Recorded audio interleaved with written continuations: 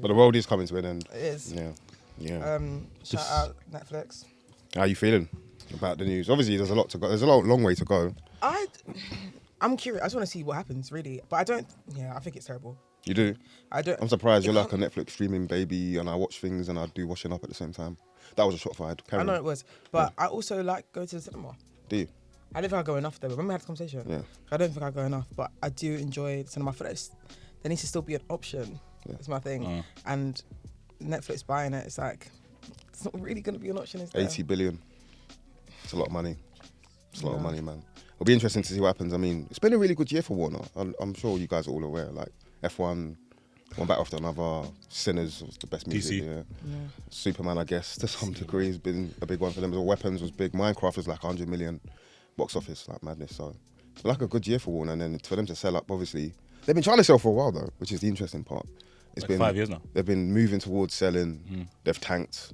Warner Discovery, HBO has been a bit shaky. It's going to be interesting, man. How do you feel? Actually, Huss, go to you first. How do you feel about like the whole thing? I'm in two minds. I saw the interview the statement that he made, the the co-CEO of Netflix, where he was talking about how they're not going to get rid of theatrical releases. We're just going to turn it down from 90 days to around 17 to 30 days, and then bring it down like that. And I was like, damn, nigga, that's low as shit. You know what I mean? And he was like, we are adamant that people don't want to have traditional theatrical experiences. The issue with that point though is that's too black and white. It's like saying it's either you have to be on the left or the right. Yeah, and you can't like be in the middle, where some people might not want to watch Sinners straight away within the first week of it coming out, but they might, Sinners is actually really good, and they heard about it in the third week of its release, and they're like, okay, I'm gonna go check Sinners or One Battle or Minecraft. Not Minecraft, but people did go watch it. But there's no option, I think, when you then be like, 17 days is crazy, by the way. Yeah, but but when they kind of like they are like leaning towards the whole thing of like that they won't, they said that they might even do some where they release on the same day, so it'll be out in cinema for like 14 days, but it'll be out on streaming on the same day. Pointless. You know what I mean? Which is insane, right? But then obviously you've got obviously a SAG and the Producers Guide as well, and etc. that have all come together with like emergency meetings. James Cameron and like loads of people who are like, we're gearing our films for IMAX for better like cinematic experiences and etc. Them doing this stops that. It stops millions of jobs, okay, and it stops like a lot of like, you know, creative aspects, because you don't have to spend that much money to make a streaming film, in theory, in as much money as what it would be to do like a blockbuster film. Do you know what I'm saying? Okay, and that kind of stuff. Obviously there are some exceptions, because the actors get paid more usually in like the streaming world than they would do in a blockbuster, because it's so conducive to what its results are. So yeah, it's a weird one. It's a tough one. I kind of hope it doesn't go through. Do I like the theory of like because Disney are doing it, but no one's complaining. No, because you know what I'm saying? It could have a really good effect if it's done right. Doubt it. What's right to you? Reda, by the way, you can jump in. Feel free. It's fine.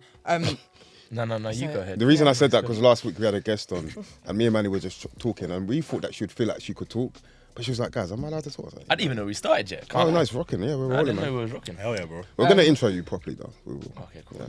Yeah, you should. What we can... Okay, it could ruin like the blockbuster, or it could make the streaming movie really, really good. So it could be like, it could force streaming movies to become blockbusters. It could force them to like create these great pieces of art. But how You are like they going to do it though? I don't know, Are they but going to I'm keep just it like separate? Are they going to keep HBO separate? Because now they got every day I deep how much stuff Warner Brothers have. I go, Succession, Game of Thrones, DC, Harry Potter, do they keep that all separate? Do they absorb it all into the one company as a whole? I don't know how that will work. They've said that like first and foremost, they're probably gonna stick to the theatrical deadlines that Warner has already set. So all of the contracts and agreements that were preset are gonna be done. So you're looking at like probably major changes over 5-6 years. Like it won't be that fast. What will be fast is, yes, all of the archive or catalog content that has already been out, like a Game of Thrones and etc., that will move on to Netflix. Okay, whereas like every other like streaming deal that they have with HBO Max and blah blah blah, and every other theatrical release that is in production or shooting, like a Batman 2, won't be touched until that contract is done. Right? It kind of mirrors what Disney done with FX and Fox and etc. Disney though were harsher. They basically were like, we're not going to stick to all of the agreements, and they like shelved so many films. They were like, nah, that's ass, safe. You know what I'm saying? So, but so Disney's transition into Disney Plus was around 2 years, whereas I think this would take them longer because HBO have way more assets than what Fox did, or FX and blah blah blah. So, yeah, I feel like they'll give the theatrical releases their time, but then after that, I think we're done, man. The other thing as well is there's going to be pushback from Paramount and the Ellisons, who now own Paramount and Skydance. It's going to be like a big. They've got Trump in their corner in it. So did you hear that they're going to apparently make an offer this week? They're going to go to the shareholders. That's what's been said. So they're going to go above David Zaslav to the shareholders of Warner. So apparently there's like a 12-day billing period where you can match the offer. Right, so it's $30 a share, which obviously is 82.2 billion, and Paramount are going to make that offer, and Netflix have made it through a mixture of cash, stock, and obviously equity loans. So apparently Paramount are going to do a full cash offer of 82.2 billion, right. But obviously they don't have that, but they're backed by Trump, Elon Musk. You know what I mean? So Saudi, Saudi as well. Yeah. So you're looking at, but they've got like 8 more days. So I don't know. Never know. You got to wait to the final day. Final minute, for the bidding. Yeah, you know what I mean? Undercut the yeah. But that's 90, but like, I don't think people are deep in 82.2 billion is not bro, that. But you know, when I hear that amount, billion. When you see all of the stuff that HBO, even just HBO by itself has, like 82 billion is huge. But when I'm thinking of if I had that, I'd do it. Yeah. Do you know what I mean? If you had 90 billion, you might be like, I can live on 8 billion. Yeah. You know, I'll give 82 away. Because all of these things that they have, like when I clocked that, you know, Netflix could potentially have DC, I said, that's crazy, bro. That's crazy. Because a lot of that stuff we're talking about is also like legacy movies and legacy IP that's dating back way beyond we even. The Wire. Exactly, bro. Yeah. Sopranos. Imagine Tudum, and then hearing. It's a bit weird, isn't it? Yeah. Oh, it's a bit weird. I don't know. I wanna. But that's what I'm saying. Will they keep the? And then will they keep that? That's heritage though. Yeah, you know what I mean. The interesting conversation though. The interesting conversation I think around it as well is, let's say all of the catalogue goes on to Netflix for now, and then going forward, what actually happens to HBO in terms of what they're producing? Are they now going to start dropping all the episodes at once? So imagine like I don't know, The Penguin, we all loved it last year. Imagine that all coming out at once on Netflix. That would be one of the worst things you could imagine for Didn't that it come out all at once? No, you watched it all at once. But I think they keep that separate. I think surely the business people at Netflix will know how the model of HBO Max is, and they'll realize maybe this is like the, you know, like certain brands, you've got like the black label of this brand and stuff like that. They keep it separate. It's not. I feel like it might be. Why are you laughing? No, I know exactly what you meant. do you know what I'm saying? Like a separate thing. So I feel like that's probably. I would think that. But then I think, you know what? I think Netflix. Yeah. The wicked thing they really could do, which wouldn't shock me, they start putting the subscription in tiers. So the access of like, if you want HBO, premium, it'll be like cable again. Yeah, here's like the US people. That's really what it is. Like we'll just get. We have gone back to just gone back to cable. The last thing that I'm taking a big sip. Oh yeah. He thought you were saying shut up and wrap it up. I thought I was meant to wrap it up. We're done.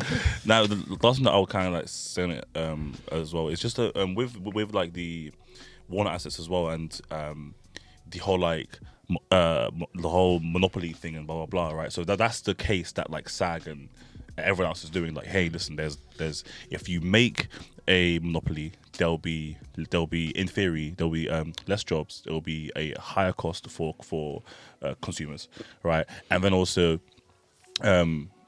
obviously creativity will take a dive because you're under one company's policy. You know, it's not a shared policy anymore. It's one company. But Also, on your point, competition breeds creativity and innovation. 100%. Okay, 100%. However, there's a clause in the contract, in Netflix acquiring it, because they were so confident that they would acquire it, that if SAG or anyone else blocks the deal, because apparently they have the right to, I don't know the details of it, okay, but if they do block the deal, then Warner get 6.2 billion just off the cuff, as in for But does that save them? They don't need to. No, but that's what people are talking about now. So if the deal is blocked, they get for free 6.2 billion, and I don't have to give away any assets. So will that get them out the hot water? Like how much debt they really in? No. They're not selling because they're in debt. That's part of it, though. Yeah. But they're selling because the main 4 or 5 studios now, have been alive for the past 80 to 100 years now, right? Okay, it's time to sell. Like, as in, they've made enough money, right? No, it's definitely a money thing, man. Fox and Barbara, and also what people aren't chatting about, the board and the CEOs have percentage shares, bro. Okay, like they have stock in this. They've been trying to sell for time, bro. A lot of them have like 0.7.5% shares, right? If you sell 82.2 billion, you're making 100 M's. Like, David Zaslav is eating well, that's for sure. Do you know what I'm saying? And then after that, retire. And he's not done a great job. You thought about this, isn't it? 100%. You should try to see how can I get the shares on the low? Yeah. Because if it was me, I'd sell too, bruv. You dumb. It's gonna be an interesting year or so ahead, especially like what happens to like the Sky, because obviously HBO is meant to come over here next year, and HBO Max was going to be packaged as part of Now TV and Sky. So if you had a subscription for Sky, and now you would have got HBO Max as part of Now. No. What actually happens though, it's going to be interesting in the next couple of weeks. Let's get to the episode anyway. I would ask how you guys are, but we have to do the episode. How are you, Biss? I'm well, thank you, guys. Good to hear. You feeling good? You're alive? I'm alive. I'm kicking. I'm so happy to be here. You didn't drink yesterday. So naturally. much energy. I don't actually drink full stop. So there's that, and I'm just like at least good 7 to go. of the 5 things you said were a lie. She's not good. She does drink. Hassam? No, I'm great. I feel like you and me have like a new bond recently. You know, I've been speaking to you like quite a lot over the past couple of weeks. We've been working together, which has been super nice. What have you been working on? Let the audience know. With one of my clients, we have like a boxing promoter, and she's been doing our social media for it. Well, I just run around and watch her do it, and she's been smashing it. It's been dope. We watched One Fight You, man. Bro, You I almost think killed I've him. seen this. Bro, the brother's eye was like this, fam. Yeah, from round 1, by the way. Yeah, He closed his eye in the first round. It's he got insane. popped like round 1. Fell. And Reda, when I tell you, this guy fought for his life. I've never seen anything like it before. He went 10 rounds deep, bro. Yeah, and with the eye like that. every No, round. not just the eye like that. He got cauliflower ear, and his ear started bleeding. And I said quite loudly, "Hey guys, I think his brain's bleeding." Everyone started laughing. I said, "But there's nothing else in your head to bleed other than your brain." They're like, "His brain's not bleeding." I was like, "Are you sure?" Bro, honestly, bro, it was peak, But, bro, he came out every round, and he could have won the fight. He was popping, bro. He was going crazy. Rated so hard. His dad was like, son, don't let him bully ya. Don't let him bully ya. He's like, yeah, but. It was insane, bro. But yeah, that was getting into like amateur boxing and that world, small hall boxing, sorry. Crazy. But yeah, it's been fun. But I've been good, been working hard. You know what I mean? Also, we were just in Blackpool the other day. Yeah. Yeah. In this Oh place my to sleep. days. Yeah, and Airbnb. We stayed in a Comfort Inn. Yo, shout out to Comfort Inn, you man. Yeah, okay. Go on, please. Yeah, it's just a renovated house is what it is. Yeah. So the doors are quite they're cut really badly. Yeah. So like it's not like. Oh, there's Yeah. a gap. There's a gap. There's a gap, and it's so much light seeps through. Yeah, like tons of light seeps through. We're sleeping. Our rooms are like next door to each other. Yeah, people are downstairs partying, they're raving. Yeah, This is like post-fight, by the way. so after the fight, it's actually we're so tired getting everything sorted. Yeah, at one point during the night, all I can hear is on my door. Like someone's like trying to open my door. I think they're about to kidnap me. I was like, this is it. I got kidnapped in Blackpool. Yeah, cool, sorted. I kind of just I just dealt with it. Yeah. Yeah. What they were doing was shagging in the hallway, but using my door as their balance. So I thought I was getting kidnapped. Lo and behold, You're doing a favour. No. I want no parts of that. Did you watch? What? Reda. I text her at like 2 a.m. saying, "Yo, Biss, are you up? I think people are having sex outside our door, you know." So I thought I was getting kidnapped. What? You didn't watch? Why not? You're asking the important questions. It's the real journalism. In the man. hallway is crazy. I'm telling you, bro. Like that man was nuts, man. It was Alcohol's probably flowing. Juice You is flowing. stay, so you get to stay in some crazy places when you're traveling around there. I've been in some crazy. What have you got to? I've just stayed in some interesting places where Anyway, life, innit? Moving on. For the people listening in, you might have heard this voice before. You've probably heard it twice on the podcast. Obviously, you did the live show with us last year. That's You've been so on the fun. pod as well. Was that season 1 or season 2? Season 1, I think one? it was. Yeah, well, Let's that's 3-4 years ago, bro. Was it? Was it? I swear to God, man. Must have been. Yeah, must have been. What? Because I came after Sex Ed came out, which is 2022. So 2022, 2023, I think. So season 2? Might have been 2. No, I was 1. I thought it was 1. I'm gonna check that one. Anyway, let's give a big round of applause for Reda. Welcome to the podcast. Thank you for joining us. Yes, How are you, sir. good sir? How'd you do? Do well, thank you. Good to hear, man. Nah, I'm doing good, man. No, you're actually like I use the word friend of the show for a lot of people, and sometimes I use it a bit loosely, a bit excitedly, but you actually are a friend friend of of the the show. I was show. thinking about this on the way here. Yeah. I was like, can I say I'm a friend of the show? No, I you feel actually, like I'm a friend of the you show. really, really are. Thank you for joining us. How you been, man? Yeah, I've been good, man. You've been a busy man. Yeah, a little bit. Yeah. A little bit here and there. We're going to get into it shortly. The thing we do now on the podcast, you might not have known, is we ask you for your Mount Rushmore. Now, you've got the free license to choose between like movies or TV shows because we do both. What would you like to choose for your Mount Rushmore? Movies or TV shows? And you have to give us 4. Okay, movies. cool. And I can't mix them up. It has to be movies or TV shows. Yeah. Kids, what do you... Yeah. No, it has to be separate. Okay, cool. Alright, has to be separate, yeah. So I'll do movies. You can do movies? I do movies. Perfect. My first one is one I watched last week. Now I'm about to get sued. I watched Love Actually for the first time last week. What? What a film, what a film. What a film. As long as it's on there, it's fine. As long as it's on there, I don't mind. I watched that film, and I was like, thank you. Yeah, just move the mic closer to his mouth. It's bare close, isn't it? All right. Yes, I watched Love Actually, Yeah. and I was like, yo, this film is unbelievable. Just from everything, the aesthetic of it.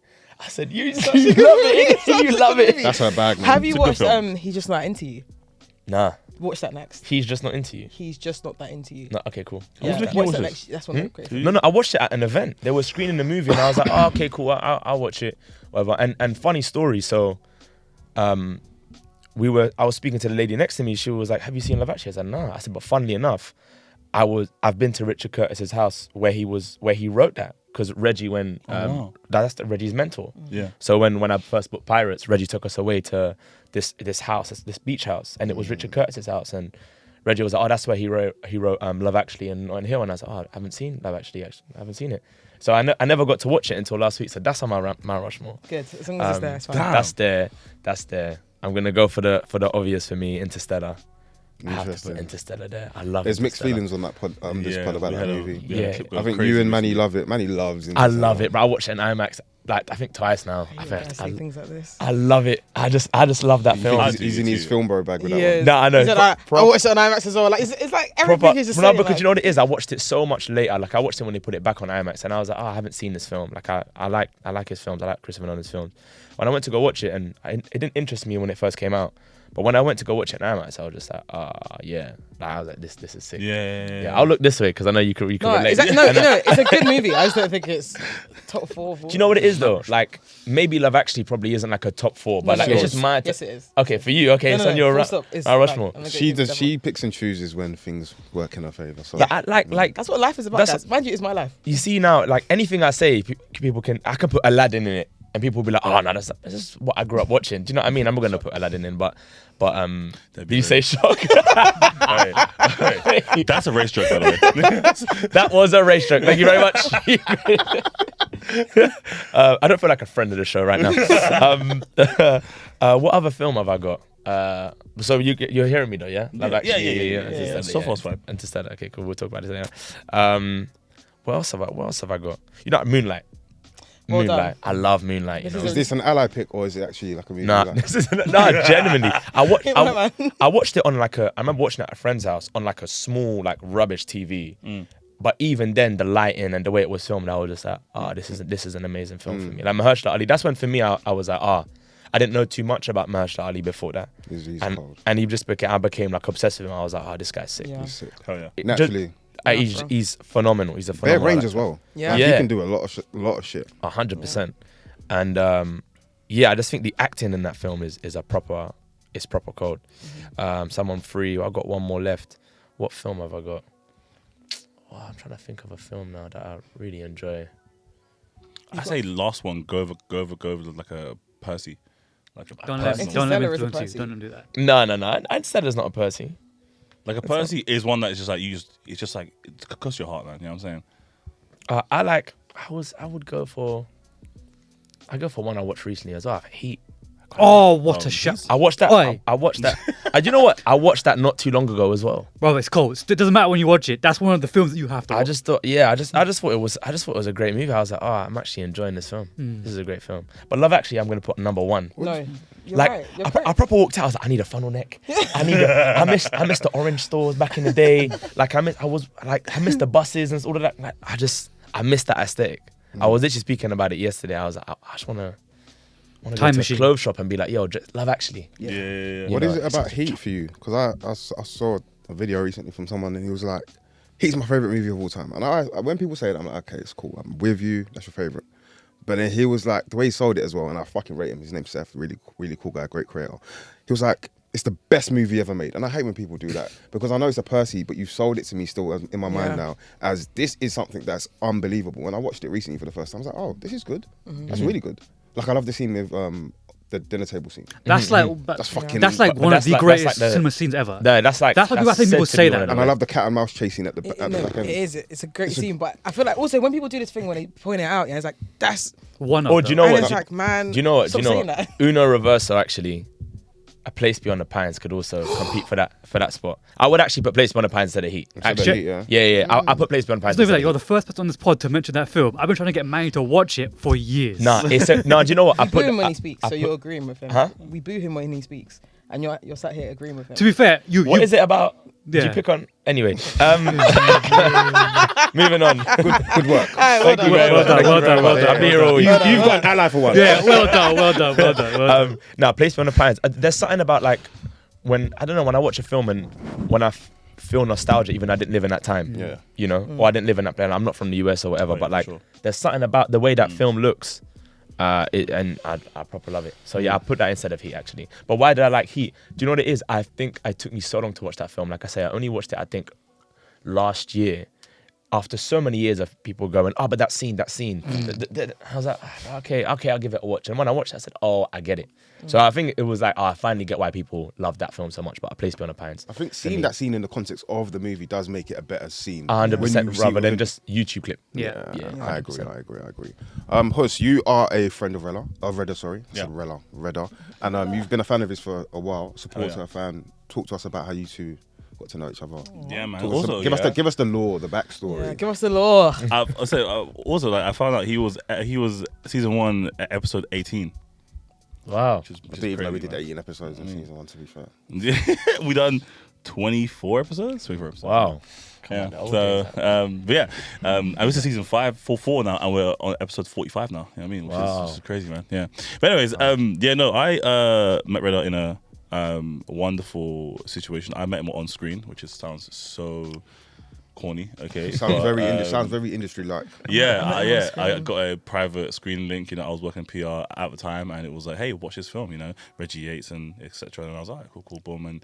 And you were obviously in that film Pirates, and it was freaking hilarious. And then it was my job to kind of write this like marketing plan for it and a PR plan for it, etc.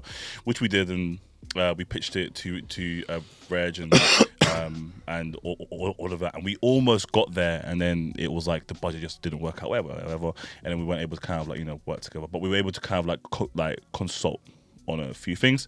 Eventually, I was like, we were working on other films and events and stuff, and I invited you guys to YouTube Outsiders. No, not you weren't there.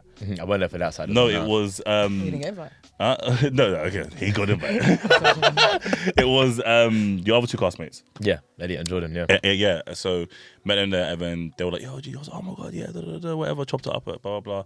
And then obviously I eventually met you.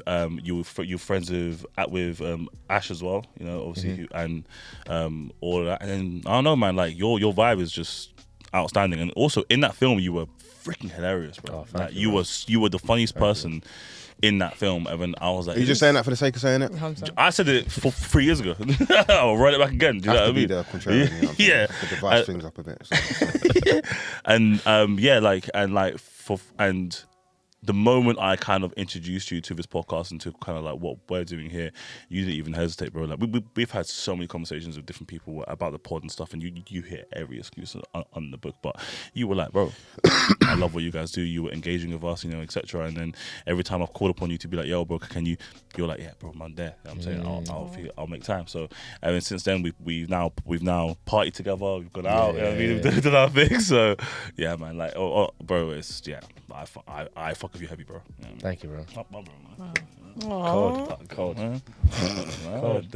Is that sincere or? Nah, it's not. Listen, thank you for your time. Right. It's an inside joke. Anyway. Before we get into the episode itself, for people that maybe don't know your backstory, could you give us a bit of an insight into how you got into the world of acting and why so? Oh, damn. So I started training in acting when I was 15. I remember I always said since I was a kid, I want to be an actor, but if that doesn't work, I'll be a businessman. I used to say that as a kid, like as a 5-year-old. I don't know why.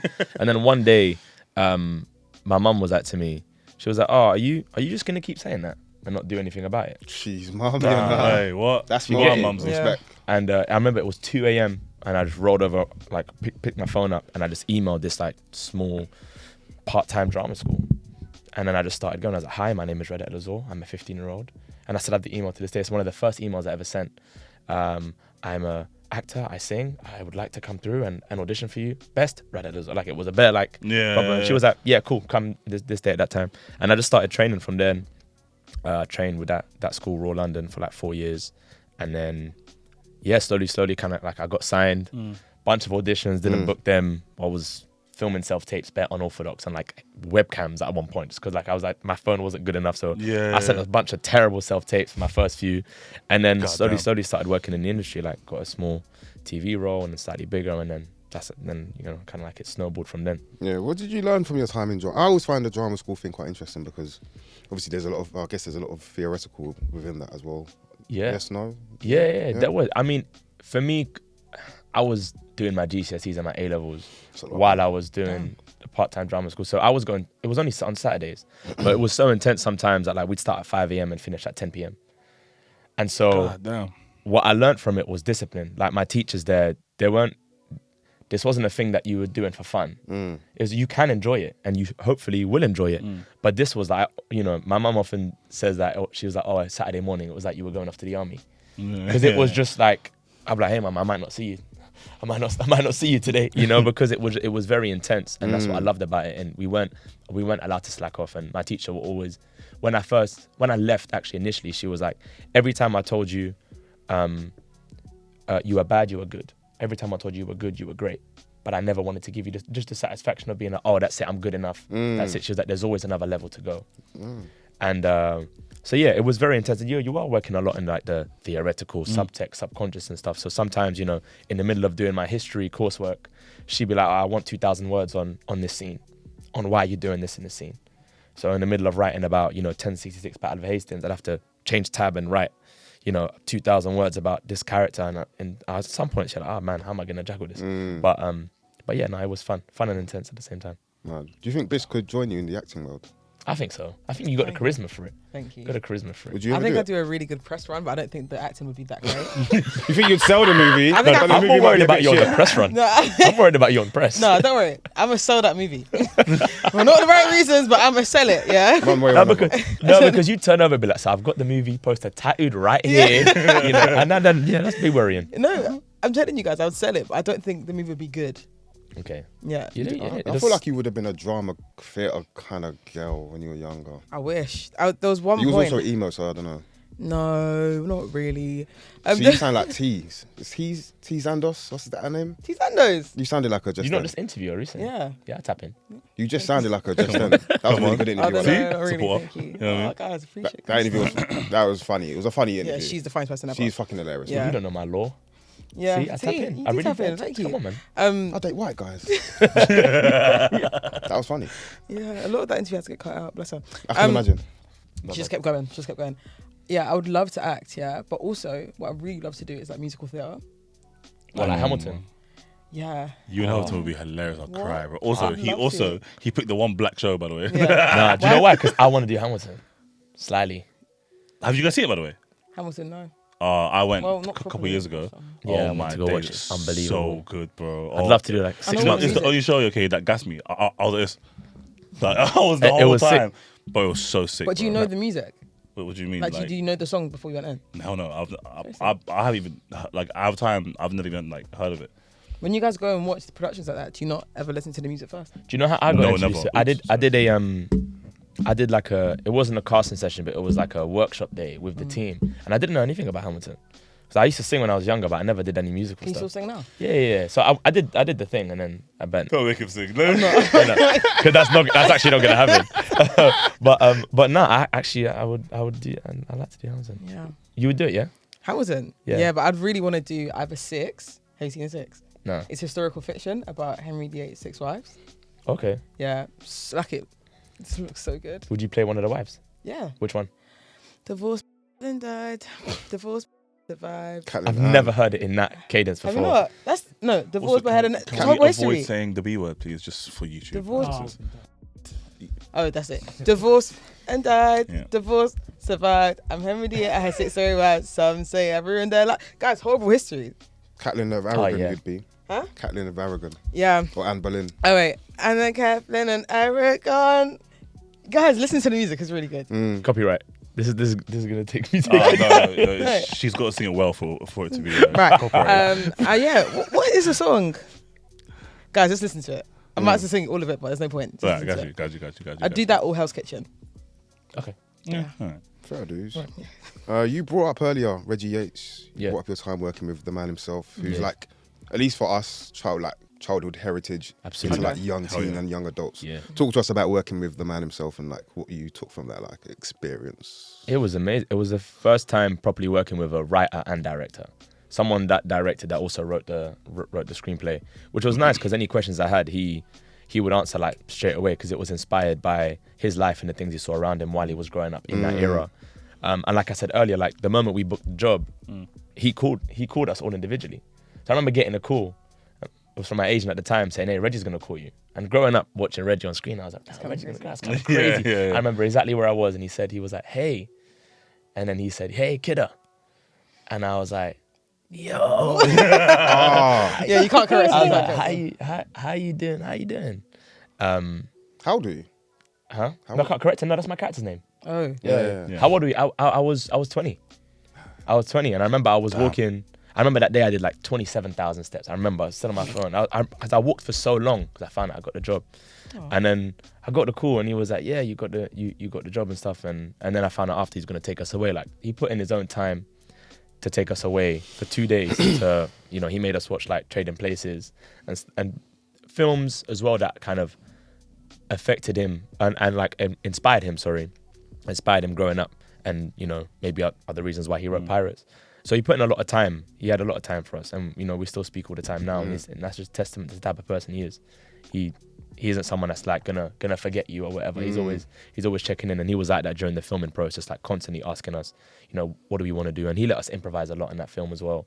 There was a great skeleton. There was a great script as well, which provided like a good skeleton, but we could add a lot of stuff that. So for example, in a plantain scene, for example, which kind of did its thing online. Which I sometimes if I walk around, people go, plantain. Yeah. Which is hilarious. Which one is it for you? It's plantain for me. Yeah, same. At the end of the day, innit? Bis? Oh, you have to be fair. You got no choice in the matter. I could mind you, this is my life. I know, but you still don't though. I call it whatever I want. What do you call it? Haven't decided yet. Naturally, of course. Your priorities are off. That's fine. Yeah. How about you? Plantain. Yeah, man. Yeah. Do you know what? Honest truth, yeah, I'd rather say plantain because it actually just makes more sense. Plantain, not even plantain. No, Plantain. When I was younger, I used to say plantain. Mm-hmm. Yeah, then everyone was like, no, Africans say plantain. So I was like, Oh, I've yeah, gotta I'm say African plantain. then. No, and that's literally what it was. No, because up until now I would have said plantain. Yeah. That's cool though. Yeah. There always has to be one. Plus, from what you've seen of Reda's filmography, what stands out to you so far?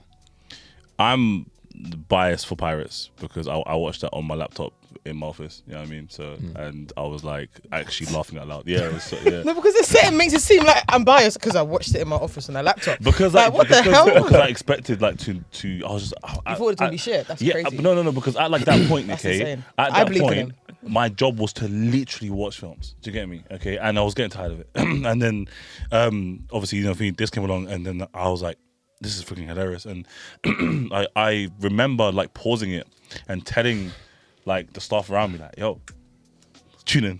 Like come sit next to me and watch this. Okay. You know, and so yeah, like I'm like super biased like towards that. Okay, like 100%. Also, like it showed me like now obviously stepping into your other roles. Bro, you've got some range, man. You've got some range. You've got some range. I now kind of want to see you in like a deep dark drama. Oh, No, yeah, I'd love that. rom-com. Nah. Well, Love Actually too. Nah, because I can already see him in a rom-com. Do you get me? Brother was topless in this film. Okay, man came out wet. Did that move you? Huh? Did that move you? Nah, that's my guy. He looks good. It's fine. Yeah, I was saying. Like, He's been working out. man came out, yeah, and everyone. Do you know? Yeah, do you know what? I was so gassed, bro. I'm sitting there watching it, yeah, and as soon as you come out, yeah, okay, and then I think like two of them like call you hot, yeah. I think the mum calls you hot, okay, and obviously your girl, you know, in it. And I was like, my boy's the one that's the heartthrob in this thing. Like, Have you seen that tweet? It's like, oh, fucking for me, five. That's what this conversation feels like. Yo, left field pick.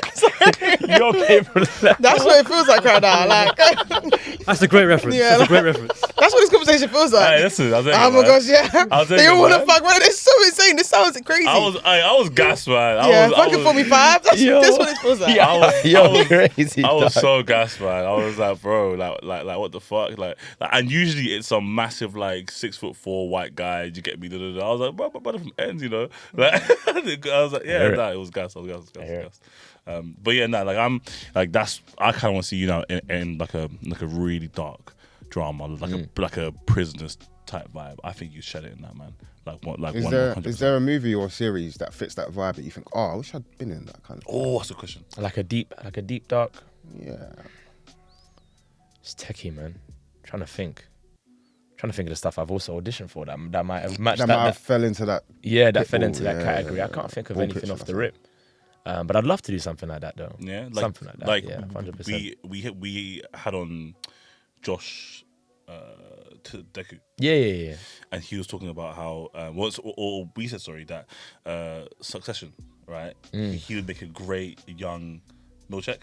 What is that name? Severance. You know? Oh yeah, I remember. Sorry. Severance. Yeah, Severance. He said he wanted to be a young Milchek. Yeah, I saw that. Yeah, I remember you were saying that. Yeah, That could be sick. I mean, everybody, bro, like that comment, like everybody was like, "Oh my god, like that makes so much sense." Do you know what I mean? Okay, but like I can see you in like a Severance, like 100%.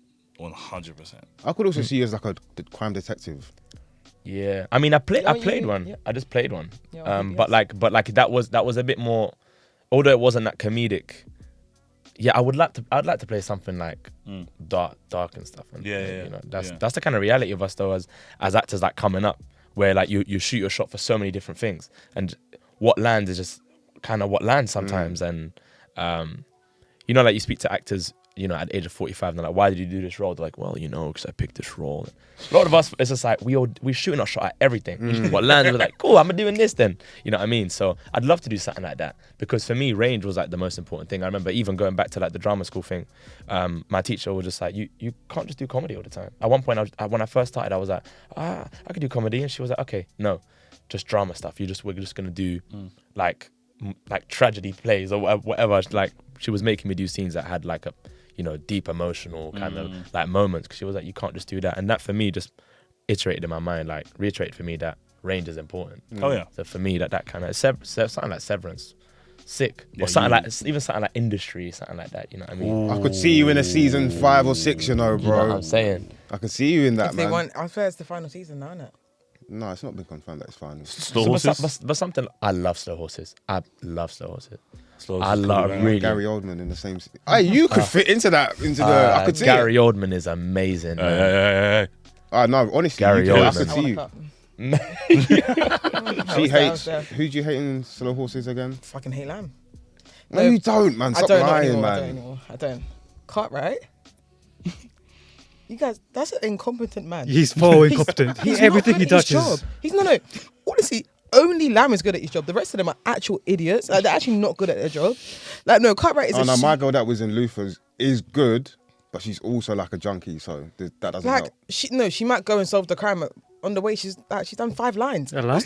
Hey, listen, balance, man. Balance. Listen, man, it's someone's story. It's someone's story. man. Somewhere. And this is the problem here. Like, life is about balance, And man. this is the problem I here. support her. But I love those type of shows. Yeah. Like, those type of shows are. I mean, because even for example, like something like Sex Ed, although my role wasn't comedic, like Sex Ed is technically a comedy. Yeah. It falls under the comedy. And we spoke about that actually when you were here last time, and you talked about how like you kind of had to battle with your like principles with that role, and like are there things that you're finding that you have to kind of compromise in the acting world against like your personal beliefs, Against my personal beliefs. or just your any beliefs, Excuse me. or are you like super open to kind of like anything? No. I have I've got like anyone really. I got like a set of morals and beliefs and stuff. And some things that I read, it's hard to say no sometimes as an actor because there isn't much work going around, especially at the moment. Like there's less auditions, therefore there's less work. But I do have like personal morals and beliefs, and some things that I think are just not conducive for me. I just be like, I just don't feel like this represents this specific story in the best light. Some stories are okay, but or some stories are interesting, but they're not written well. Yeah. Or like the concept is cool, but in my opinion, like it just doesn't chime with me. It's sometimes, I take that back. It's not even that they're not written well. It's just for me. It just doesn't match what I want to do. So I've got a set of like morals and beliefs for me that I kind of stick to, and my agents are also very, very, very, always nice enough to have a conversation about it. And most of the time it's just that I don't think this is a good next move for me.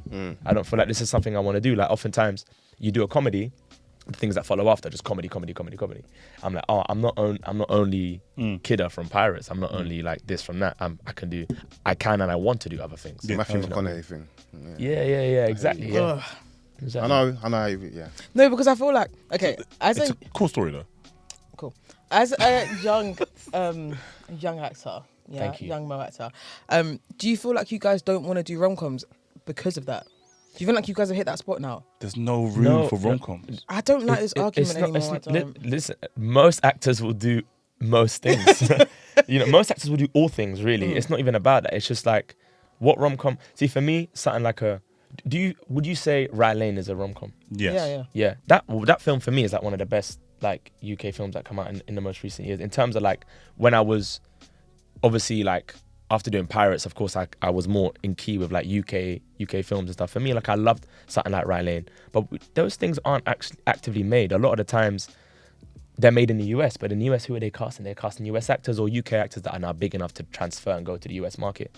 A lot of us that you're speaking to up and coming, we're trying to shoot for those things. So we want to do those things. I think rom-coms are cool, but then it just depends on, would you, if you say you wanted this actor to do a rom-com, say actor A, to do a rom-com, would you want him to do a bad one? You don't want to do a Never good want you to do a bad rom-com. Thank you. It was actor A, but no, but okay, for me, do you know what I mean? So yeah, I think it's just about how good the project is. Do you know what I'm saying? We want to make something of quality. She's on a campaign to get like. We need rom-coms back, man. What's the latest rom-com that you were like, That's a really good question. What have I watched recently? What is a rom-com? Oh, Sinners. Okay. I think. Okay. All right. I love Sinners, but I mean, No, I've actually watched any rom-coms this year, any new ones. It's a great question. For me, Rye Lane just rings off in my head. Have you seen Boxing Day? I've seen Boxing Day. Yeah. It's not bad either. Have you watched New Year's Eve? Of course, yeah. Yeah. Was it you that told me to watch it? Yeah. Because they've got the franchise, right? So it's New Year's Eve, Valentine's Day. There's one more. I think it's Christmas Day, maybe, or one of the ones. Okay, but yeah, it's dope. Yeah. It's you've seen it, right? No, I haven't. No. Oh right, it's like a bunch of like A-list actors.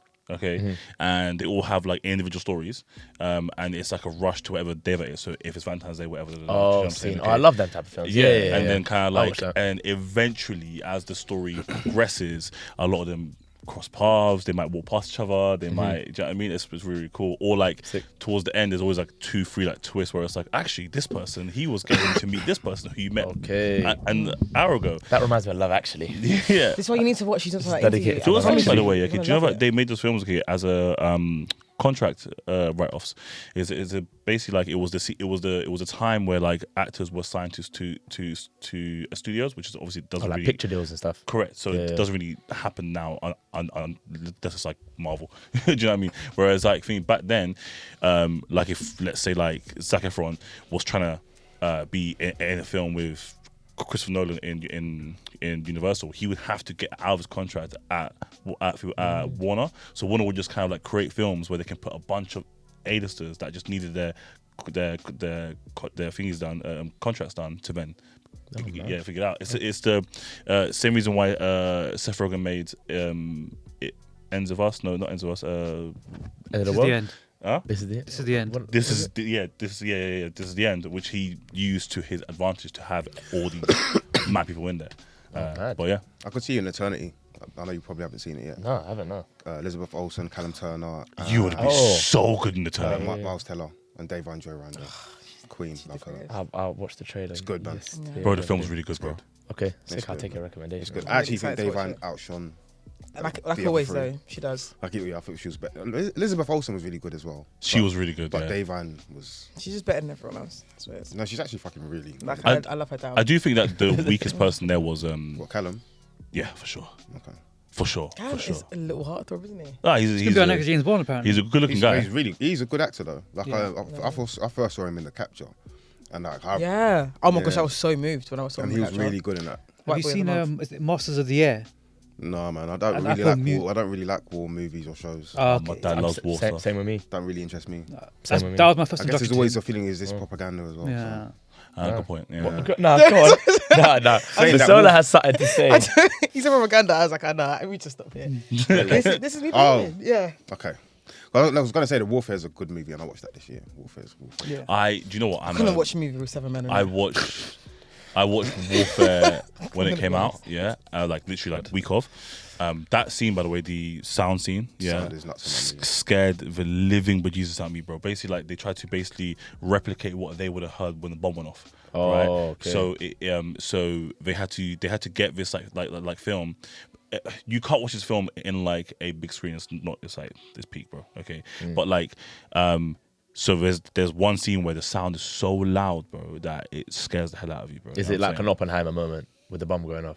Worse. Okay, wow. Because it's like impact. It's not prolonged. It's just kind of like a 3-second. Bah! And then you go. That's back to our point though. Some movies do need to be seen in the theater though, because like F1. Imagine someone said to me they watched F1 at home. Like, you didn't watch the movie. Yeah, I said to them 100%. You didn't watch the movie. 100%. You had to see that in like a 100%. big theater setting. Where that was such a good movie. IMAX. The sound is incredible.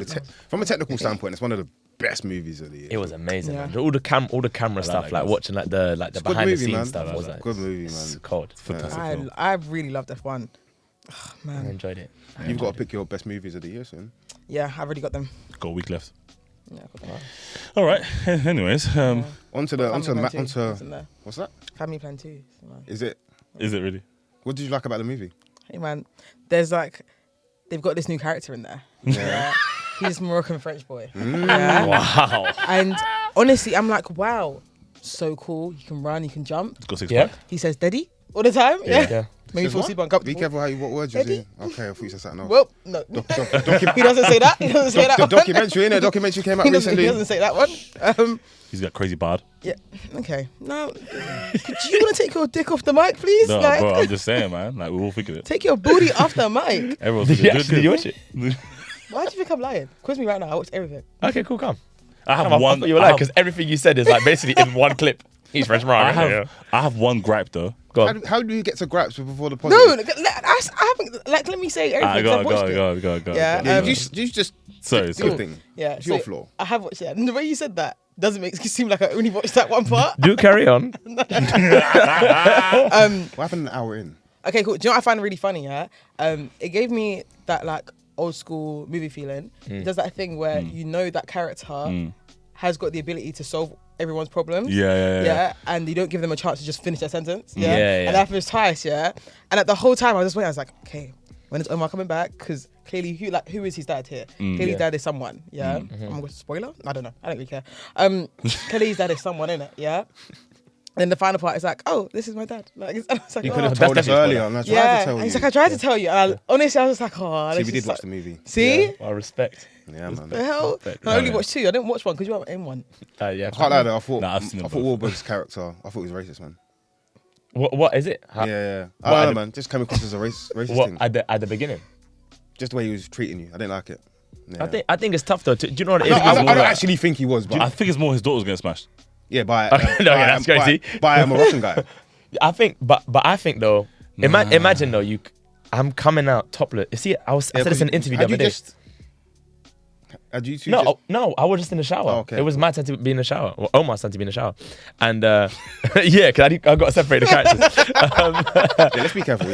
Yeah. Separate. It's real life and if that was me and I came out of the shower like that, I'd run back in and lock the door, be like, my bad, sorry, uncle. This guy's coming like, hey, I do this, Oblivious, I do yeah, that. yeah, And of course it's, and also as well, the funny thing is that like back in the day, like Mark Wahlberg would have his top off in these scenes. And I think there is a film where someone says, can you not put a top on? So I think it's a funny kind of like role reversal kind of thing. Oh, But that's nice. but Omar's very very French. That's Seems it. very chill though. Doesn't seem like a rude kind of. You know, French have a reputation for being like obnoxious and rude. Your character Parisians. seem kind of friendly but oblivious. Yeah, because we had a discussion. I was like, does he not understand English that well, or is he just like very oblivious? And I think I remember the director saying, no, he's kind of just like a golden retriever, like a puppy. He's just a bit like, I'm just happy to be here, and He did I too. am topless, and Yeah, he was like, oh yeah, we're gonna go on a mission. I'll come. Yeah, it's fine. yeah, I'll come through. Yeah, you know. yeah. So yeah. How did you get the role? Oh man, so I was actually working on the detective show. I was in Budapest, and I got an email saying to audition for this thing, but it had a code name. So I was and I hadn't seen the first film, and I was like, cool, let me go watch the first film. So I watched the first film, and it was all on Zoom. I did 3 auditions on Zoom while I was in Budapest, and then every time I get a call, they're like, "Oh, you're doing another audition?" I'm like, "Okay, cool." And then I wrapped that job, the detective show. I arrived in London. The next morning, I had an audition with the director, and they said, you're going to do a stunt test. Oh, right. I said, okay, cool. I just Had came you done any stuff? no, a few stuff. I mean, I trained in like, unarmed combat or whatever it is, kind of like proper like theatre school stuff, proper drama school stuff, but not stunts and like parkour and stuff. And so I improvised with the director, because that was a thing the whole time, was like, can you improvise? The rest of the cast had to improvise, and I was like, yeah. And funny enough, I was just about to do an improv show at the Bush Theatre at the time, so I kept telling them, hey, I'm doing an improv show, but kind of like started in like, I'll improv, like, I really do this kind of thing, like, you know what I mean? I was like, I really do this. What was the direction already like the whole like accent and vibe like from then on? Yeah, my audition scene was that topless scine. That was my audition. That was it. Freaky frogs. So That was your audition scene. that was but I wasn't topless. That wasn't topless. But that was a scene. So I come in, I do that, and then the director goes, okay, you're gonna go do the stunt test.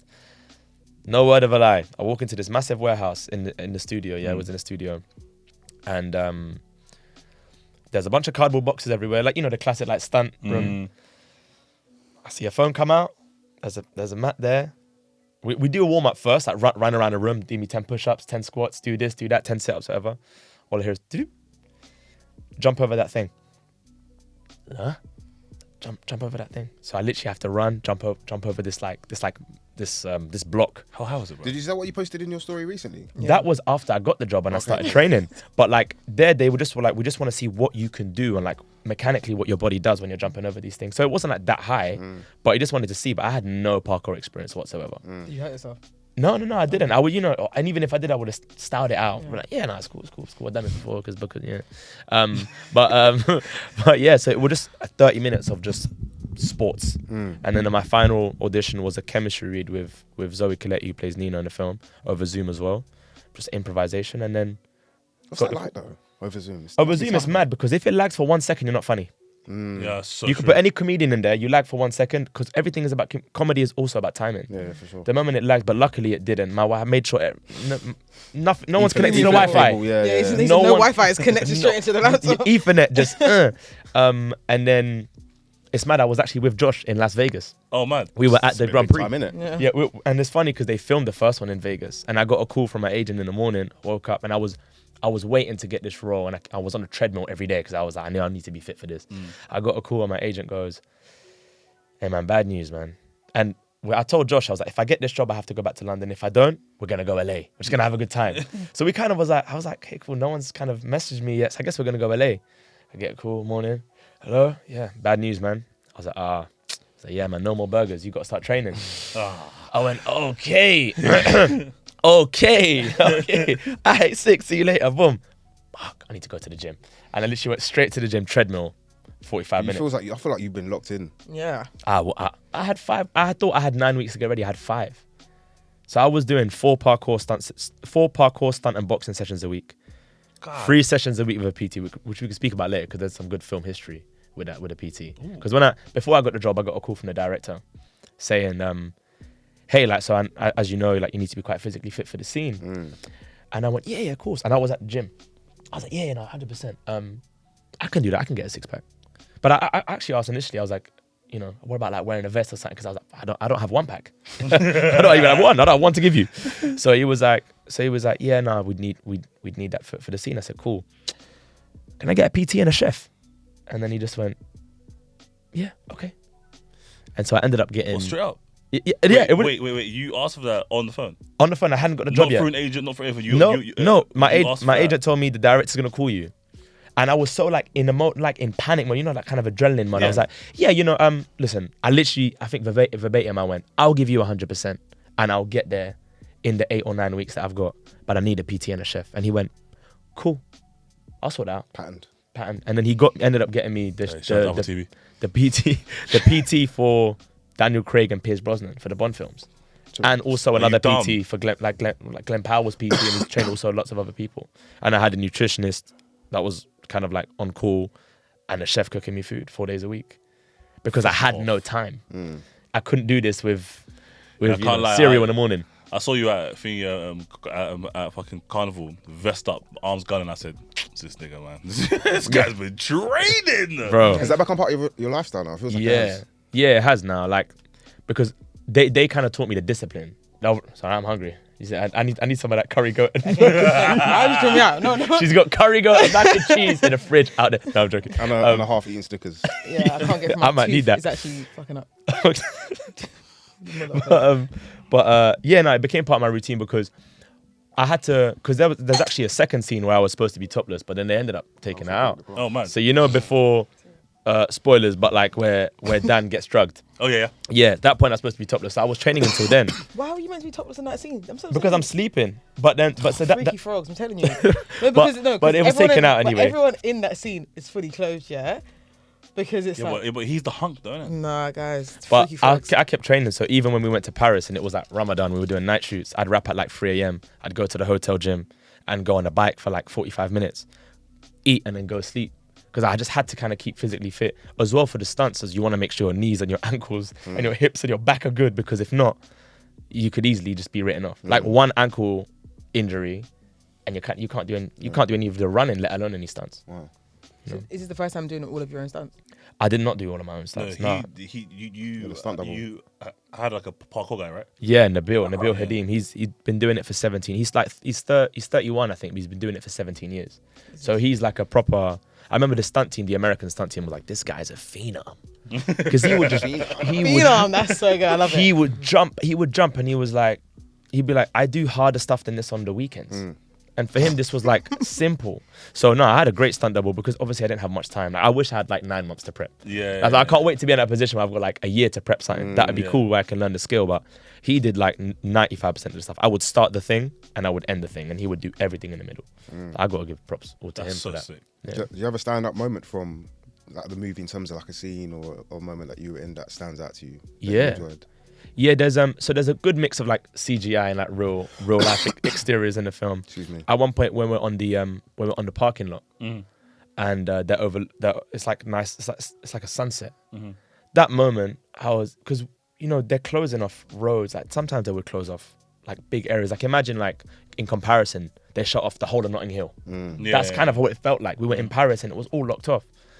And we're just standing in this top of this parking lot, and you could just see the whole of Paris. I mean, that and any scene I was doing with Mark, where I'd be on a roof, because you're on there for hours, and then you're just striking up conversation, and obviously in the back of your brain, you're like, oh damn man, I grew up watching you. That is really mad. And we're just talking about life, family, whatever it may be, and the sun is setting, and you're on top of Paris, and you're just like, oh damn, That's literally so romantic. this is rom-com. Yeah, there we go. Exactly. That's what you want to see. How was it working on Mark? It was amazing, man. It was amazing. That guy's a consummate professional. Like, he's been doing it for so long. I felt like he knew everyone's lines. He knew everything. Like, he is one of them people that will tell you exactly what's going to happen in the scene and how we're going to do the scene, because he's just one of them people that just bare professional to the end of it. And he's so lovely as well. Like, honestly, like a very nice guy. We had a great cast.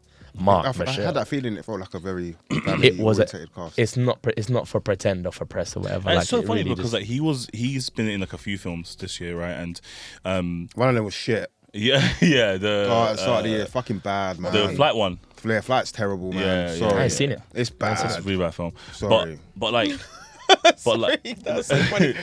That's bad. I haven't seen it. But like he was posting you guys' like updates regularly, like more than any of the other films, and like not just like the release dates. Like a day out in Paris. Yeah, do you know what I mean? Like he was just like posting that. I trained with him. Yeah, you know what I'm saying. Like, it was really funny when him coming in, be like, "Oh, you do this on the back," and I was like, "This is so random." Yeah, it's mad. Like, he's not. Obviously, he's been doing this for so long or whatever, but like he really took everyone under his wing, I guess, so to speak. Like, he'd be like, "Yeah, come and train with me. We're doing the 4 a.m. club thing." So I remember even that day I rapped at 3 a.m. and that was during Ramadan as well. It was 3 a.m. and then it was actually 6 a.m. that day that we went to train. And I was so he's one of them people that really like does include everyone, and so is Michelle, and so is Kit. Like, I've been watching these people since I was young. Yeah, So it was really like a lovely cast and when you're traveling, I had never traveled. I'd never done a job in 2 countries, only in one. And when you're traveling with a cast like that, it made the job easy. You lot flew together and all that sort of stuff. Yeah. Well, catch the Eurostar from London to Paris and stuff. So that's really cute. Yeah, that's sick. It was sick. It was sick. You didn't say to Kit, "Oh, bro, listen, I know industry still might be going. Can you get me in?" Nah, do you know what? We didn't. So a few of the time in the interviews, they're like, "So what was your experience like with Kit?" And I'm like, there's no scenes. There's no scenes. Like, we weren't there at the same time. We're in different spots. So it was just the chasing, but you weren't together. Were you? No, and then just because we're running away from each other. Yeah.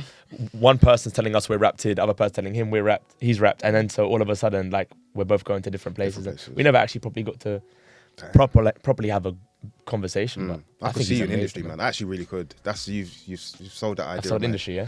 By the way, do you know Kit killed that role, you know?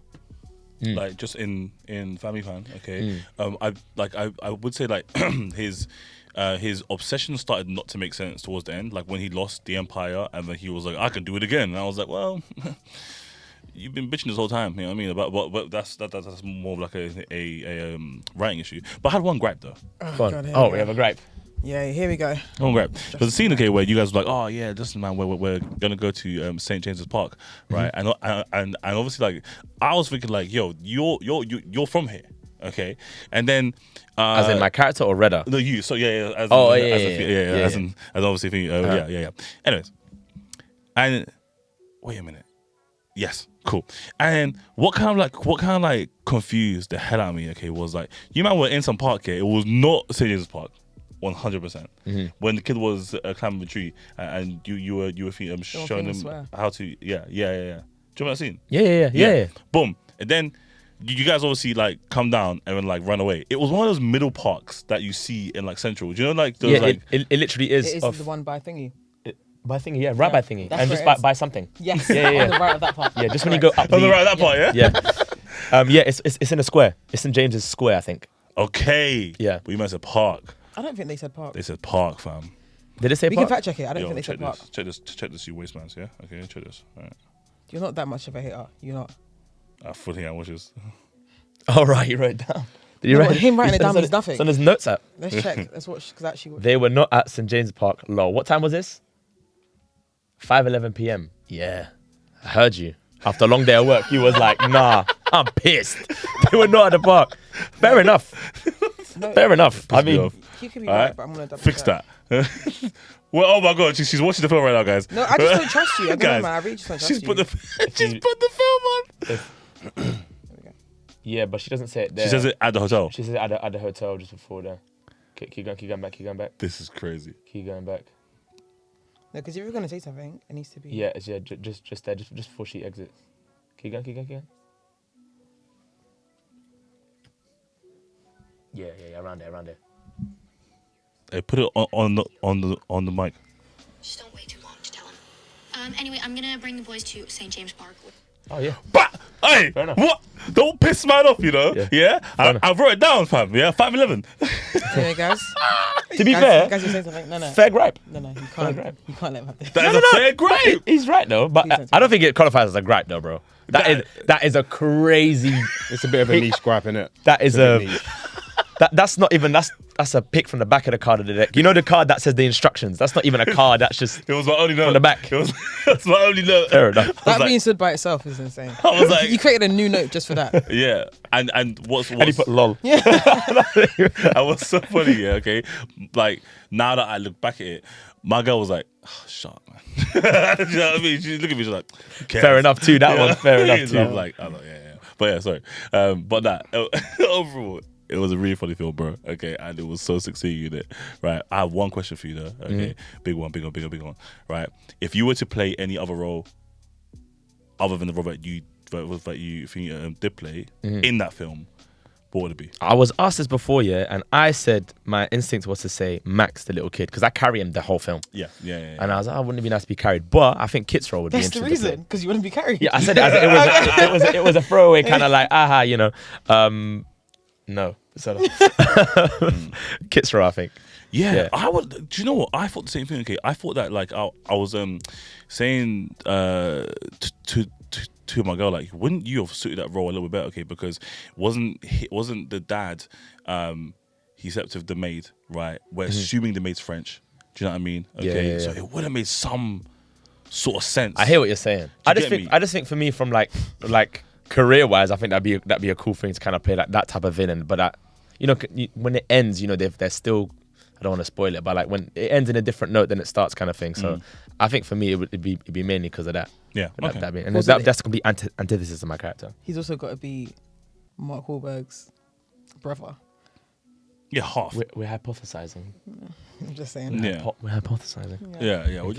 We're just doing this thing, just like it's called. We're just like a throwaway, like a question. Like, I don't know, like, you know, Cool, well done. we're No, well done, actually- well done. Honestly, good job. Good job. Good job. Top form today. Well done, everyone. On the pod, we're like Apple TV. Oh, Pause. Yeah, fans. Pause. Sorry. I like pause. Yeah, we're sluts for Apple TV. Yeah, I'm a slut for Apple TV, man. fair. She twerks Yeah. on Apple TV. Fair.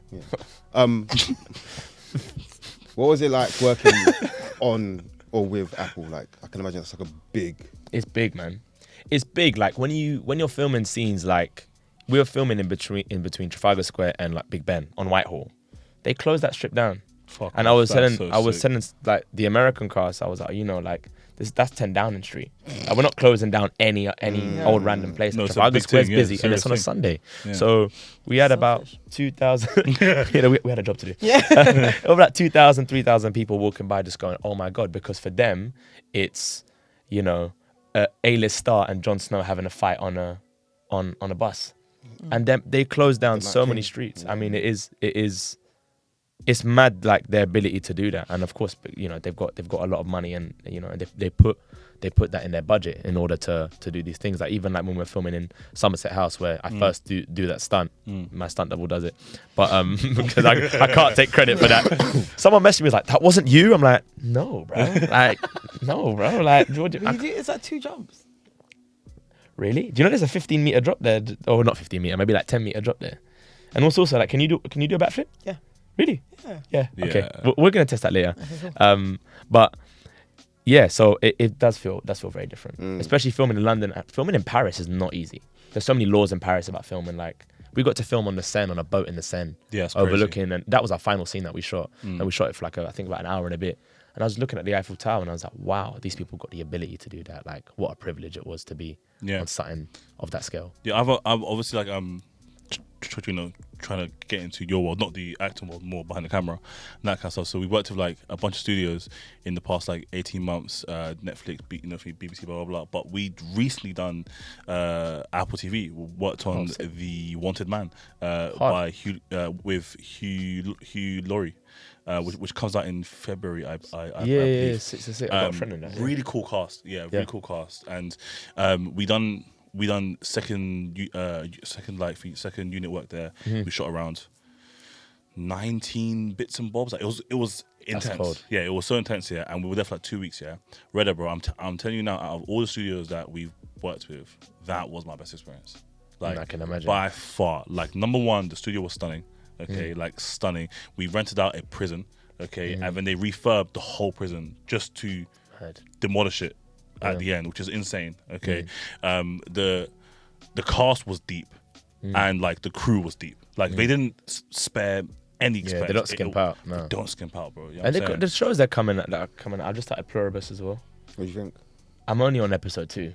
Okay. And it's okay. Whoa. No. Because I was Feeling a going to little say bit something, but I was like, you're only on episode 2, so it's so pointless for me to. Yeah, fair enough. Yeah, it's an interesting concept though for me. Like, there's a lot of good shows on it. You can tell, like, even from Slow Horses. Like, I watched like 2 seasons of Slow Horses in one day. I love Studio. It's like one of my favorite shows. Which one? Studio. Oh, the Studio. Oh, I love it. Did you watch Your Friends and Neighbours? I did, yeah. Bad Boy. Season 1, yeah. Season Bad 2. Boy series. I actually. I love that. It gave me the same feeling, similar feeling to like watching Uncut Gems. I get what you mean. It's like, why are you doing this? No, come on. The opening scene of that, the dialogue between him and the lady at the bar, I was like, yeah, I'm sold. The dialogue was so sharp and witty and back. Obviously, John Hamm in it is great. Yeah, he's cold. One of the things with Apple though is that, like, when Apple came about, I thought, are they gonna take this thing seriously, or is this like, we're doing 100%. It because we want to just be in the streaming war? But slowly but surely, it feels as though there's like a real effort to like make high quality movies and TV shows and like. To some degree, I think they've kind of like, obviously HBO is HBO, innit? Like, always going to be known as like the home of prestige TV and all that. But I think Apple have kind of like become like the new really up there, baby of that as well, like the new era of like great TV and movies. It's interesting. They've got great shows. It's knocking out the park. Do you guys feel like they've got like a chip on the shoulder? Like that's how it like kind of like feels like. Like it feels like they were like, you know what, no one thought that we can do this thing type of shit. They obviously have a great partnership with A24. You know what I mean? Like, who was obviously an incredible studio as well, and they're really picking people that like picking stories and writers that mean something. You know, so like I feel like they've got this thing that's like, well, you man doubted us and think that we can't do this, and we're gonna do it right because you, like I said, we've got the money, but we've also got like the patience. Like, I think it's the opposite, you know. I think it's like everyone else is just churning out just this, like, show, this. There needs to be some sort of outlet for other people. Like, not everyone's going to consuming content or just movies, TV, whatever, in the same way. So I think it was just like, there's a gap in the market because there really is. Yeah. But everyone acts like there isn't. Yeah. So like, I don't want to watch a show on this streaming platform because it all drops on one day and it's so quick and it's whatever. Whereas Apple TV are like, actually, give us a minute. We're going to give you something really great. You're going to watch it every single week.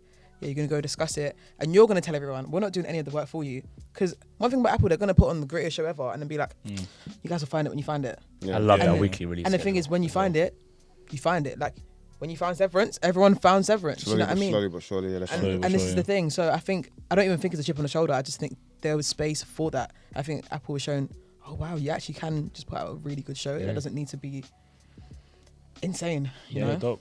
Yeah, Got some quick fire questions before we wrap up. Yeah, easy ones though. They're not like they're not under pressure. Cool. Yeah, man. Favorite movie of the year, from what you've seen, and then, you know, no judgments. That's small judgments. Of the year, what I would say, Big F1. judgments. F1 for me. Yeah, F1. good movie. Love no qualms. F1. No qualms. Loved Anyone F1. here? No, I just. I know what you want, but You want to say sinners? You want to go sinners? That's what you want to say. Why would I say Sinners? Because you love it. You keep speaking about that movie. I haven't actually been brought up at all. I know what you tried to do though. Cap. I know. Cap. It's your sip. You called Nice. it Rockcom earlier. No, I think it's insane that you would say that. Why would I not like another movie that came out this year? Because that's the other movie that you speak about. No, I think I've mentioned it. The same amount I've mentioned everything. Don't let her lie What- to you. It's Yeah, fine. it's capping. Do you know what I mean? I'm not even gonna. You know what I'm saying I need to speak to HR.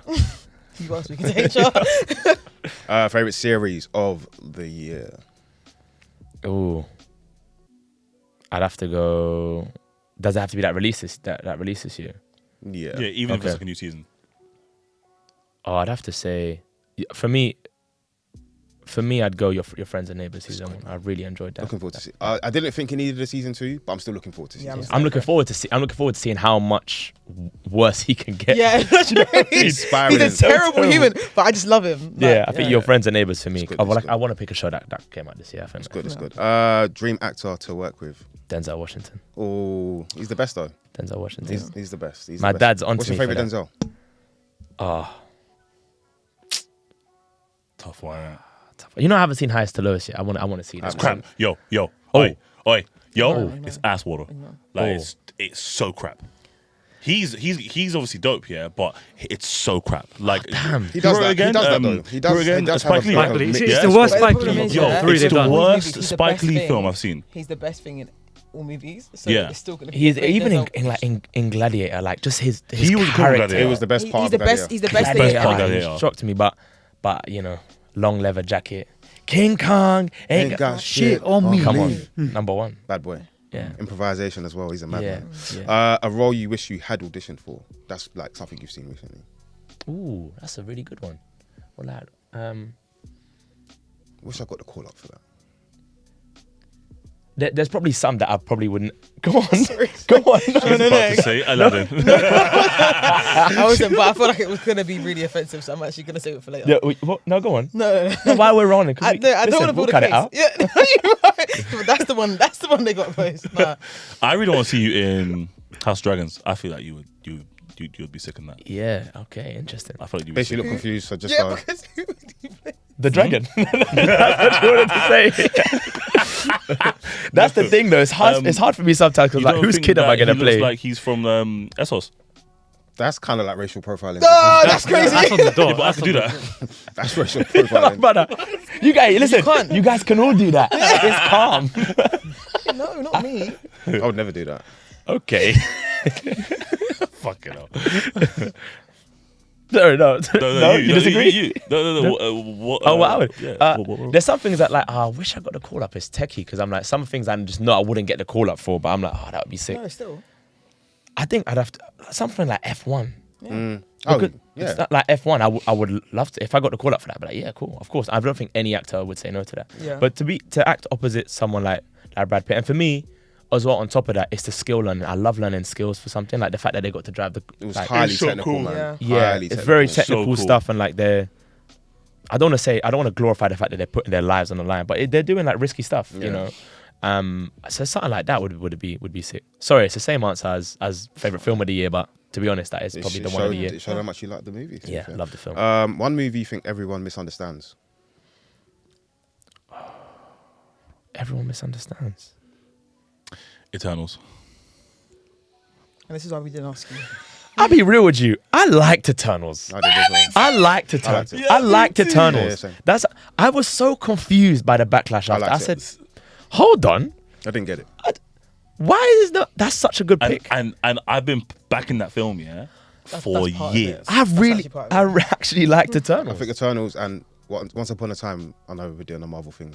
He's put it in the bag, to be fair. Age of Ultron, I think that was misunderstood when it first came out. That's a fair point. That's a fair one. What's the dude called again? The one who plays Ultron?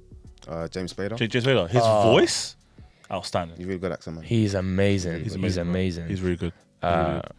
You pick Eternals, take it. Yeah, I take Eternals. But also with favourite film of the year, we have to be F1 and I've even forgot the name. The name escaped me. Leonardo DiCaprio, the recent one. One Battle Battle. After Another. Oh wow, what a movie. That's a controversial movie on this podcast. Did you not like It's it? so funny that you looked at Every her time it's straight controversial, away. it's that. That's I know crazy. Why? No. Because every time I say Well, something, he you're was like, right. He was right. am I wrong? That's so Am I funny. wrong? You looked her way straight away. Am I wrong? No, but why would you see me? But that- sorry. Am I wrong? No, but why would you assume it's me? No, sister said no. Here we are. That's fair. Nah, that was a man said. Oh, bro, that whistle is incredible. It's his favorite film. See, what you did now, because you perked him up, you've aggravated her. Okay, there's something going on here. I'll leave. Oh, they've got a rivalry. It's fine. Yeah, it's fine. Nah, but do you enjoy it? Yeah, hell yeah. Oh, what a film. Good movie. I just thought it was a bit overrated. Because what happened was when we went to watch it, the reviews had come out maybe like half an hour beforehand. So all of that discussing film, all the newspapers had all put out their reviews. Movie of the decade, best movie ever. And that's what. And I was like, it's not that. It's good though. It's like really good. But the way they sold it to me maybe heightened my expectations for what I was gonna get, and I don't think I got that.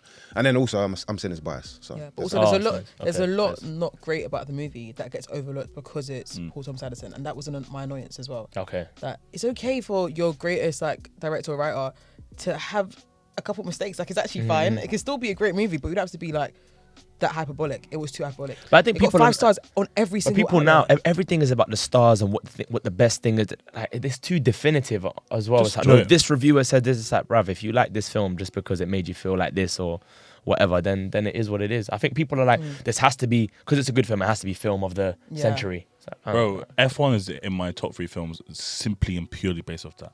It was the film this year that made me feel like I love cinema. Like Okay, wow. I love Sinners, okay, etc. But like Sinners F1, I was sitting there, and as a hopefully future filmmaker, I was like, I would have loved to meet this film because it there's no deep storyline, there's no like overlapping tales. Okay, it's just exciting. It's so exciting. It's so fun. It's so for me. I love the beginning bit as well of F1. It wasn't NASCAR, but was it the Daytona? The race? Yeah. Bruv, I just thought that was just the way it started off. They just didn't start off straight in F1. I love the film.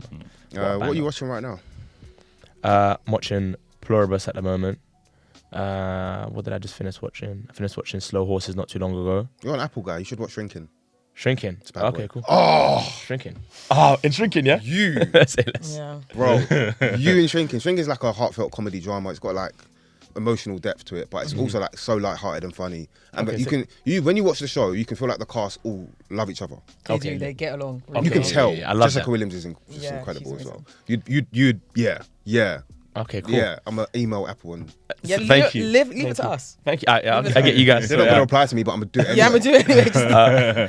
Those two, and then I'm just trying to catch up on like films that I haven't watched. What is something you haven't watched that you'd be ashamed by? Like if someone like if you told him you hadn't watched this movie, he'd be like, what? No one cares about his opinion. All right. All right, that's crazy. Why would you say that? Oh, off the rip. Yeah, I haven't watched in its entirety. Godfather. You know what? I understand I though. haven't watched. Like I've seen so many pieces of it. I haven't seen it in its entirety. I understand that. Yeah, I understand Godfather. why you wouldn't. Which is mad. Which is mad. But there's a few other films that like I haven't seen that people go, you haven't seen it. Like what's a film that you think everyone should see, or should have seen? Like Oh, do you know people get angry because I've seen the film, yeah? I do not remember anything of that film. Scarface. That's another. It falls into that same bracket for me. With Casino, Scarface, like a bunch of them films. It's like, and the thing is, I don't want to go back and watch it. Fair enough. They get mad at me for that. Like, enough. so what do you mean? Like, But you know, because there's certain films that get referenced so much, like, oh, you know that moment in when De Niro does it, and you're like, yeah. It's like, have you seen this? I'm like, Nah. nope, I haven't seen it. You know, I think we've all got those movies. There's loads of shows I still haven't seen. I was supposed to see them, so it's I fine. still haven't finished Sopranos. Yeah, that's fine. You're going through it, No, I honestly paused it. and you as blame well. Manny. Just blame Manny. I do blame Manny because he was like, Got it. no, he was like, because we went to be watching it together, but he doesn't take watching shows seriously enough, and that's my problem here. Oh, I got to season 4, and I'm like, bro, what season are you talking about? The end of season 1. What the fuck? That's not what we agreed on. Yeah. Poor. So now I have to pause it, and I'm gonna Yeah. Yeah. I hear you. by rewatching Succession. It's fucking good TV. Yeah, Succession. comedy.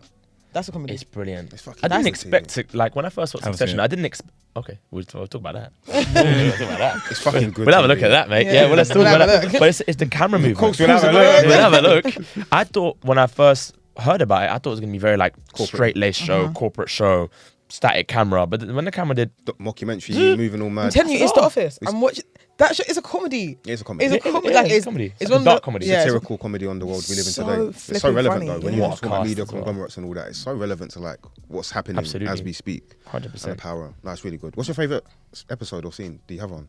So I'm a Succession stan, so I'm Remember gonna we take spoke about over. it last time about the convo with. Why are you doing this? But the What? Okay, let's. you know what I'm talking about though. No, there's No, actually N-word. It's so funny. Tom and When he's reading through it. You know, yeah. You know, my 5 videos. Yeah, Yeah. 3 of them have been like fucking banned. Oh damn. Okay. But you know what I'm talking about. Yeah, no, but it's But what is your brilliant. favourite? The conversation with Chef and Thingy when we're talking about like the power and like that's the only convo they have with each other where they actually seem like they kind of like each other. Yeah, and they're just like Oh, Tom and Chip. yeah, and it's like talking about like yo, I kind of really need help here. Mhm. Season 4, I can't remember the name. What, on the of it. roof? Yeah, When he's saying you shouldn't be a mum. Oh, in the balcony, after the party. we're talking about 2 different things. Okay, cool. Yeah, definitely. And now I've just forgotten what I'm talking about. That balcony scene's peak though. When he's like, you're not good enough to be a mom. That's dark, and she was pregnant at the time. And here's my thing, I will always stand with Chef. But she was a piece of shit. She was an awful woman. Anyway, what is your favourite? If you have one. I can't even think of the rip. Are you said you're watching it for the first time, or you've watched I, it? I watched it for the Okay. first time. Yeah. I think for me, any scene with Brian Cook's in it when he goes, fuck off. That for Fuck me. off. Yeah, he's great. Fuck off. Are you a binger? Yeah, question. I do like. I do, but I also like the weekly release schedule. Like if I'm watching if I've got onto a show early or like at release, I love watching it once a week. Like Pluribus right now, I'm watching it like 1 episode a week. That for me, I love doing that. But if there's 4 seasons of a show, I feel like my life ends when I start and it starts again when I finish the show. I feel like I just need to binge everything, Yeah. and then I can resume my life. You know? No, I completely Do you understand. hear me? No, Yeah. no, that's like wow. I'm at home, like 8 hours. I'm like, okay, Yeah, it makes 7 sense. episodes. I can squeeze them in. Yeah. Exactly. Water break. Yeah. Can you watch TV and do other things? Yeah, but then all of a sudden the credits have rolled, and then I'm like, What happened? what happened? You know, After- that happened to me sometimes with Succession. I think I started Succession while I was really busy doing other stuff, and then I would like kind of get a bit distracted. and I'd be like, wait, I'm just confused. What's happening? Who's who? Yeah. I'll go back and watch. I might rewatch the episode from the beginning if I know I haven't focused. Yeah. Yeah. I need to rewatch Succession from the top. Yeah, you should. I do. I really I'm do. watching it again. I'm like, wow. You'll be watching it on Netflix next year. Yeah. Oh, yeah. There we go. No, thank you. You've been, and I think we can safely say one of our favourite guests. Hell yeah. Again, and Oh, I don't wow. say that like for the sake of saying it. I say like Thank you like people like you and Josh like feel like friends of Yeah, the pod, innit? absolutely. So thank you for joining us, man. Hope you had a good time. Thank you very much. Always. Yeah. Anything exciting coming up that you can speak on? Well, at the moment, I don't really know. Well, for me, the thing I got concretely is I'm doing an improv show. I'm doing a 2-hander improv show. Damn. As I was saying before, like I do these kind of improv shows like once every few months. So it'll probably be like a 2-hander. And it's fully improvised. Keep so you on your toes. Yeah, absolutely. You guys What are more does than that welcome. mean?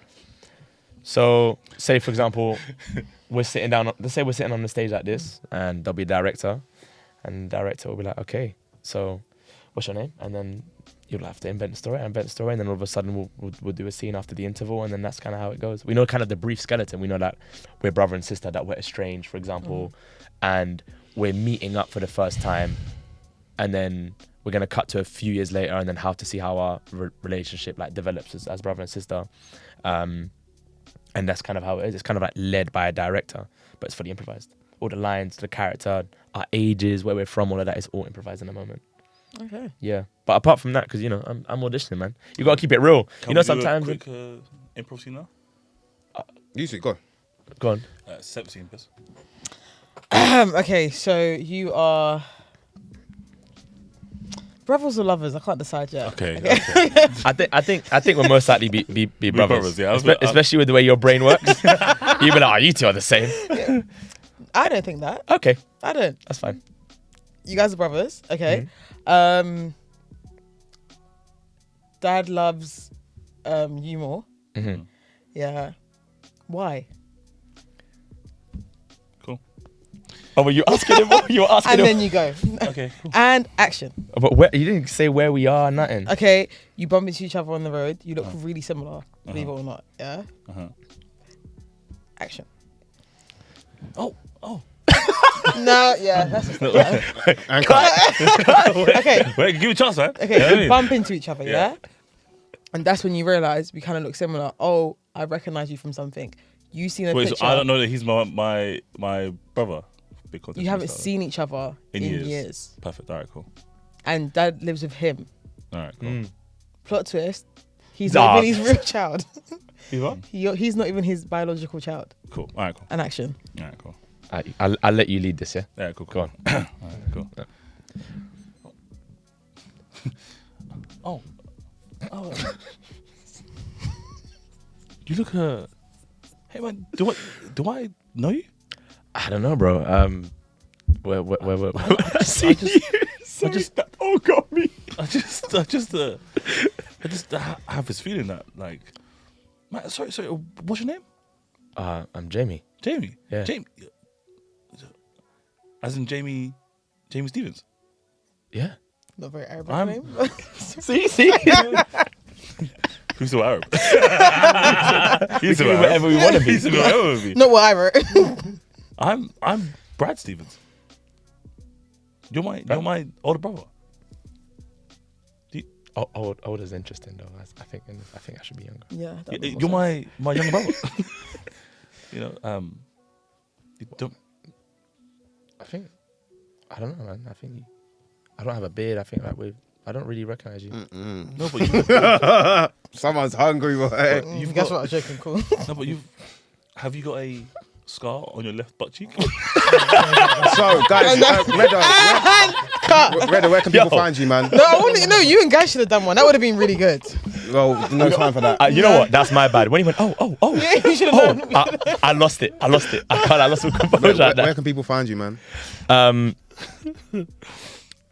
Reda Elazouar on Instagram. I was gonna make a mad left field joke, and then I said no. Find me online, or find me online. Find him online. Reda Elazouar. It'll be like in the Instagram. description area anyway, so Yeah. you can go and follow him on his socials. You can see he's a hunk. He's in shape, so if you want a perv, be a perv. That's a crazy way to end that. And he's a really good actor as well. Yeah. And also, yes, talented. And also, he can act. Hi, my boy. When you said where can we find you, I just thought of there's like 17 different jokes knocking around. But anyway, online.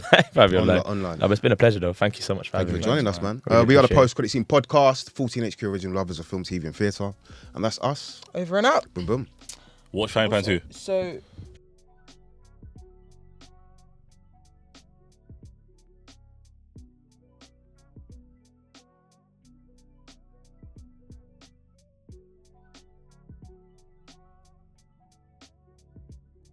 Hi, I'm Lashana Lynch, and you are listening to the Post Credit Scene podcast.